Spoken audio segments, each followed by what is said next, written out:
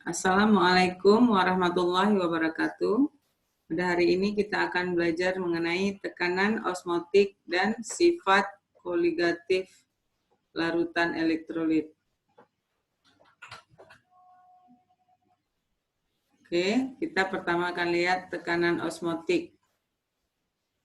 Osmosis adalah peristiwa bergeraknya partikel, baik itu molekul atau ion, melalui membran semipermeabel.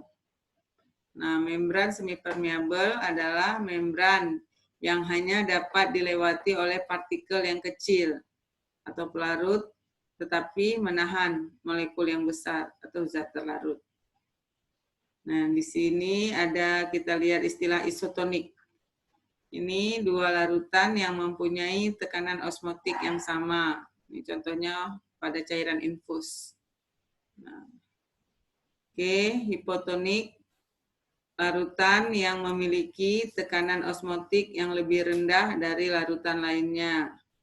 Contoh, sel darah merah dalam larutan hipotonik atau lebih encer, air dari larutan tersebut akan ditarik masuk ke dalam sel darah, sehingga sel mengembang dan pecah, disebut dengan hemolisis.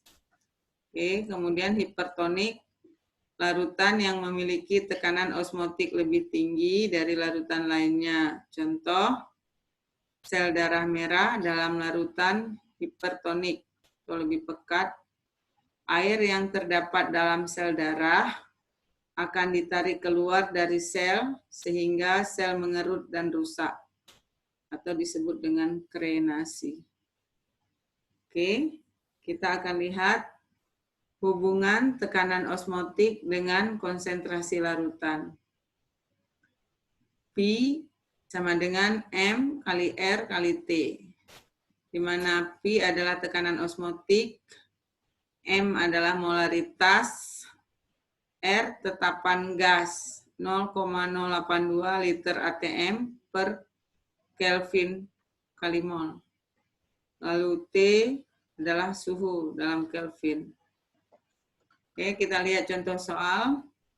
Hitunglah tekanan osmotik larutan 3,6 gram glukosa yang terlarut dalam 500 ml larutan pada suhu 27 derajat Celcius. MR glukosa sama dengan 180. Kita buat diketahui massa glukosa 3,6 gram, MR glukosa 180, volume larutan 500 ml, lalu T 27 derajat Celcius, langsung kita ubah 27 tambah 273 menjadi 300 Kelvin. Terus ditanya P. Nah, penyelesaian P sama dengan M kali R kali T. M ini adalah M besar, molaritas. Nah, kita masukkan langsung. P sama dengan 0,04 M kali 0,82 kali 300 Kelvin. Sama dengan 0,984 atm. Kita lihat dari mana 0,04 ini. Nah, ini dilihat dari sini.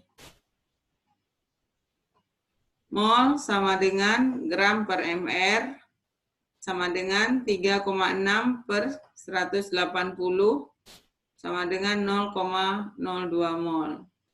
Nah, volumenya 500 mili, kita buat dalam 0,5 liter. Lalu baru kita cari M. M sama dengan N per V sama dengan 0,02, nih molnya. Lalu diperkan dengan liter, 0,5 liter. Dapatlah 0,04. Nah, inilah yang dimasukkan ke 0,04 tadi.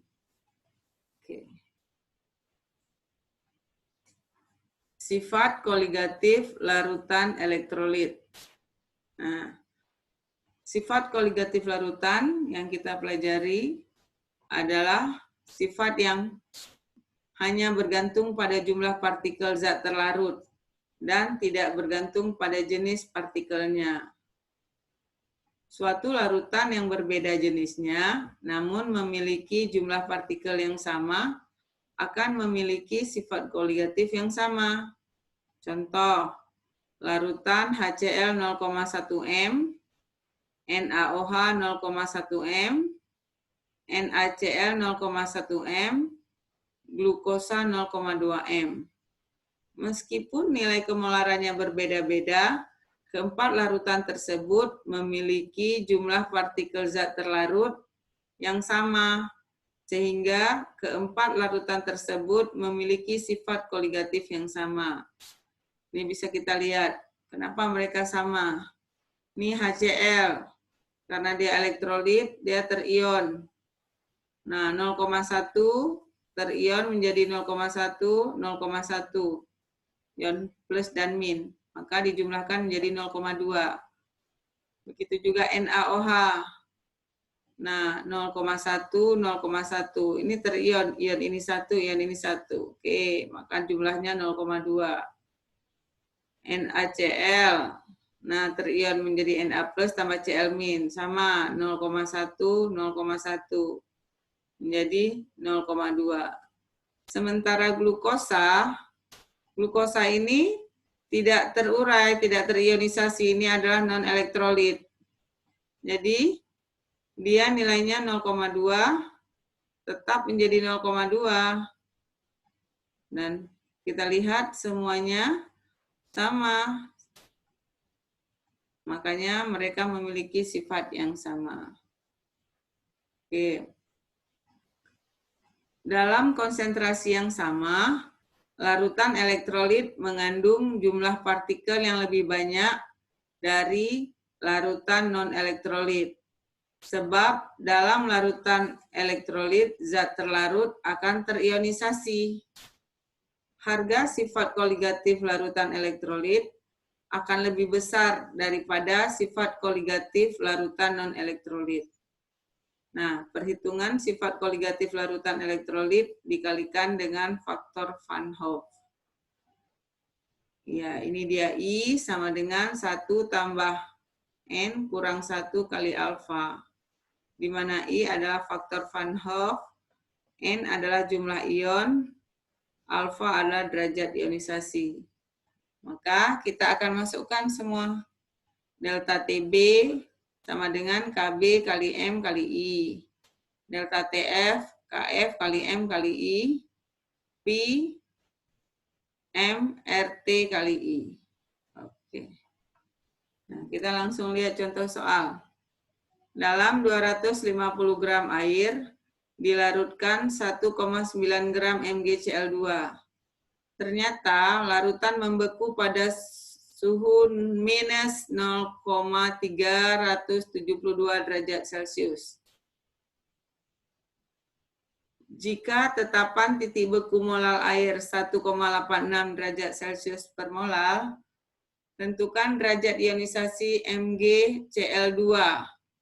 Mr MgCl2 sama dengan 95.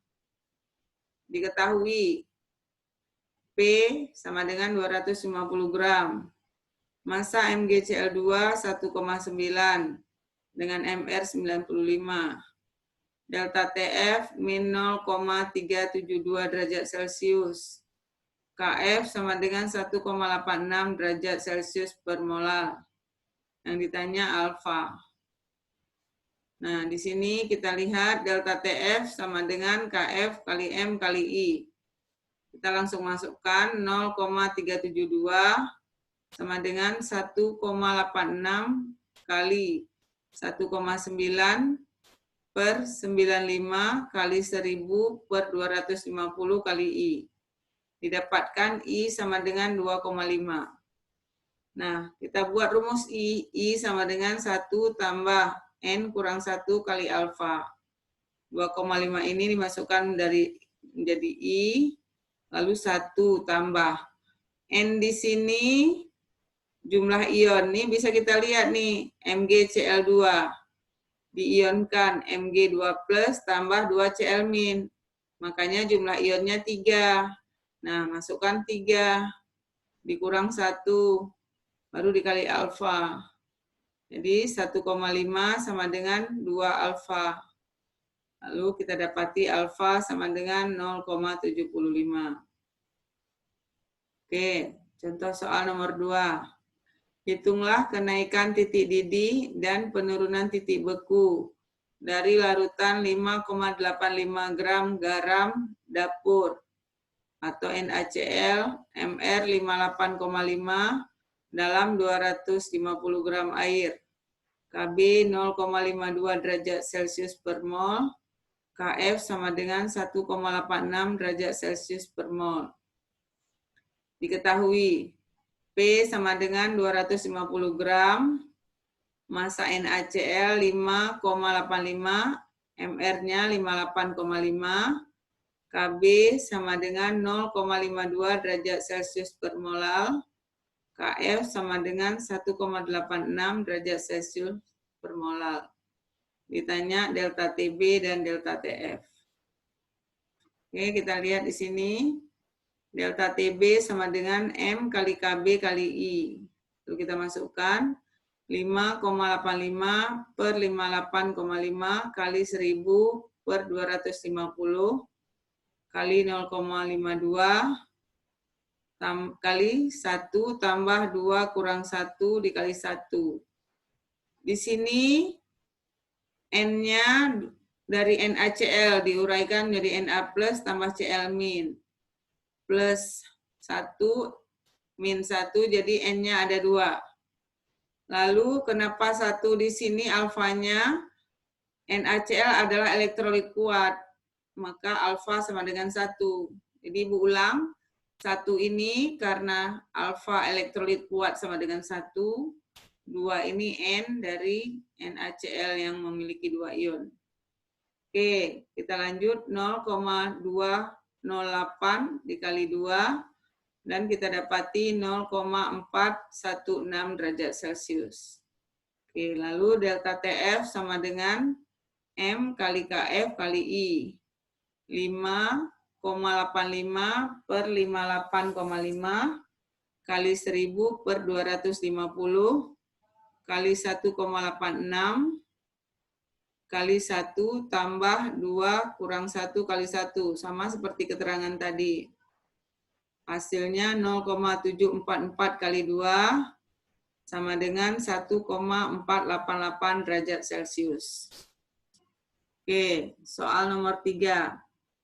Sebanyak 28 gram basa lemah MOH dilarutkan dalam 750 mililiter air dan menyebabkan titik didih air naik sebesar 0,64 derajat Celcius. Jika diketahui KB 0,52 derajat Celcius per molal dan MR MOH sama dengan 35, tentukan persentase MOH yang terurai. Diketahui massa MOH 28, MR 35, delta TB 0,64 derajat Celcius, P sama dengan 750 mili. Maka kita cari massa sama dengan volume kali massa jenis air. Oke, 750 mili dikali 1 gram per mililiter sama dengan 750 gram. KB sama dengan 0,52 derajat Celcius per M. Ditanya alfa. Oke, penyelesaian delta TB sama dengan KB kali M kali 1. 0,64 sama dengan 0,52 kali 28 per 35 kali 1000 per 750. Tambah kali 1 tambah 2 kurang 1 kali alfa. Nah, 0,64 sama dengan 0,555 kali 1 tambah alfa. Lalu 1 tambah alfa sama dengan 1,153. Lalu kita dapatin alfa sama dengan 0,153. Persentase MOH yang terurai, alfa kali 100%. 0,153 kali 100% sama dengan 15,3%. Oke, kita akan lihat penerapan sifat koligatif larutan dalam kehidupan sehari-hari. Nah, yang pertama penurunan tekanan uap. Ini bisa kita lihat di Laut Mati. Laut Mati ini terletak di gurun yang sangat panas, kering, dan tidak terhubung dengan laut bebas. Dia seperti danau. Namun, laut ini tidak pernah mengalami kekurangan air karena memiliki kadar garam yang sangat tinggi, sebesar 32%. Sementara rata-rata air laut hanya 3% kadar garamnya. Nah, hal ini yang menyebabkan air di Laut Mati hampir tidak mengalami penguapan. Oke, lalu kita lihat kenaikan titik didih. Ini terjadi pada pemurnian gula, lalu pada penambahan etilen glikol pada radiator kendaraan untuk menaikkan titik didih, sehingga mengurangi penguapan di daerah panas. Lalu penurunan titik beku. Kita bisa lihat pada pembuatan es krim, penambahan garam atau urea untuk mencairkan salju di jalanan, lalu penambahan etilen glikol. Nah, ini dia rumusnya. Pada radiator kendaraan untuk menurunkan titik beku di daerah bersalju. Sama dia dengan kenaikan titik didih. Oke, tekanan osmotik. Proses penyerapan air oleh akar tumbuhan, desalinasi air laut menjadi air tawar, di sini terjadi osmosis balik, dan pengolahan limbah. Oke, demikian saja anak-anak. Ibu akhiri. Assalamualaikum warahmatullahi wabarakatuh.